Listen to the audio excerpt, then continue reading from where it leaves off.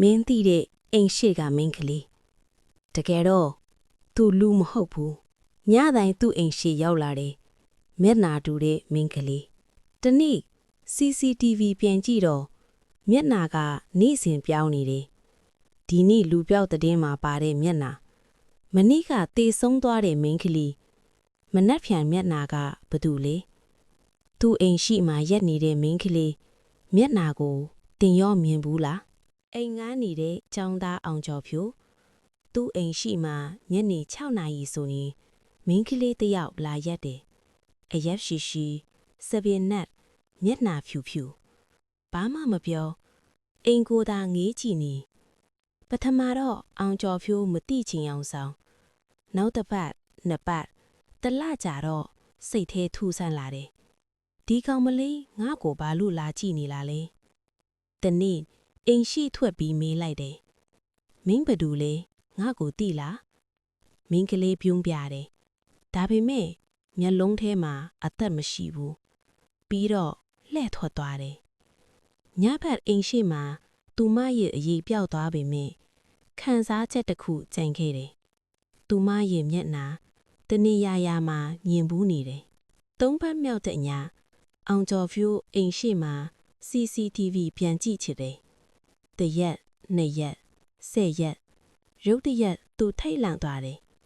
တနင်္လာနေ့ကမျက်နာကအသက်20ဝန်းကျင်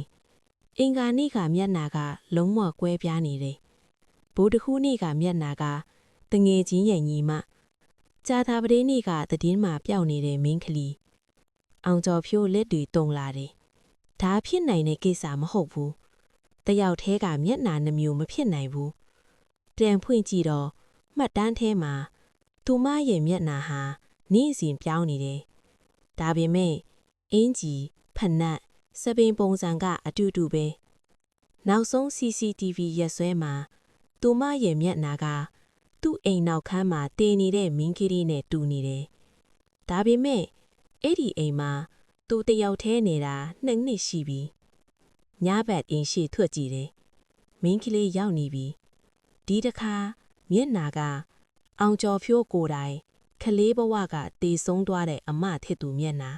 အောင်ကျော်ဖြိုးအော်ငိုမိသွားတယ်မမလားမတေသွားတာလေမင်းကလေးပြုံးပြီးပြောတယ်ငါမဟုတ်ဘူးငါဟာမင်းအထွတ်ရှိနေတဲ့မျက်နာတွေပဲထိုအခါသူမရဲ့မျက်နာပေါ်မှာသတင်းမှာပျောက်နေတဲ့မင်းကလေးမျက်နာလမ်းဘေးအလောင်းရေနဲ့တေဆုံးသူမီးလောင်ခံရသူတစကန်ချင်းအစားထိုးပြောင်းလဲနေတယ်အောင်ကျော်ဖြိုးထိတ်လန့်ပြီးအိမ်ထဲပြေးဝင်တယ်အိမ်ရှိတကားကိုတော့ခတ်လိုက်တယ်ဒါပေမဲ့ပတင်းပေါက်ထဲကနေသူမကိုမြင်နေတုံးတယ်သူမပြောစကားမင်းအိမ်ရှိမှာငါ့ကိုနေ့တိုင်းမြင်နေရပြီမင်းဘယ်တစ်ခါမှငါ့မျက်နာကိုအမှတ်မရခဲ့ဘူးငါဟာမင်းမြင်ဘူးသမျှပျောက်ဆုံးသွားတဲ့မျက်နာတိုင်းရဲ့ပုံရိပ်နောက်နေ့မနက်ခင်းအောင်ကျော်ဖြိုးအိမ်ရှိထွက်လာတယ်မင်းကလေးမရှိတော့ဘူးဒါပေမဲ့မြေကြီးပေါ်မှာရေစို့ချီရိုက်သူ့အိမ်နိုင်ငံမှာရေးထားတဲ့စာမနက်ဖန်မင်းရဲ့မျက်နာကိုငါဝစ်စင်မယ်အောင်ကျော်ဖြိုးထိတ်လန့်ပြီး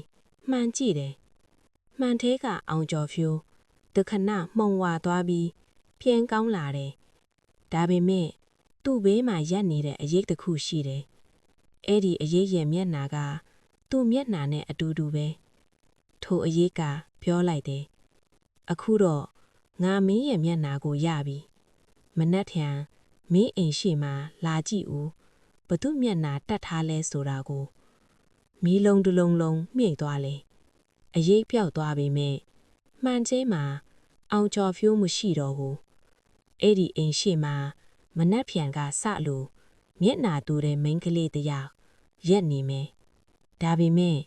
အဲ့ဒီမျက်နာကဘသူမျက်နာလဲဆိုတာတင်ပဲထီမင်း